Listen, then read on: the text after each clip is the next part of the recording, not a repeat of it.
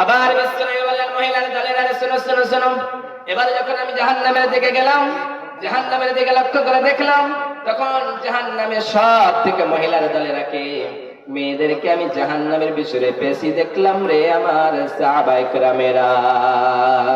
বিশ্বনবীর কথাটা যখন শুনলেন মহিলার দলেরা সঙ্গে সঙ্গে বললেন নবী গো, কিসের জন্য মহিলার দলেরা বেশি জাহান্নামে যায়? বিশ্বনবী বললেন আমার সাহাবারা, এই জন্যই তারা জাহান্নামে বেশি বেশি করে যায়।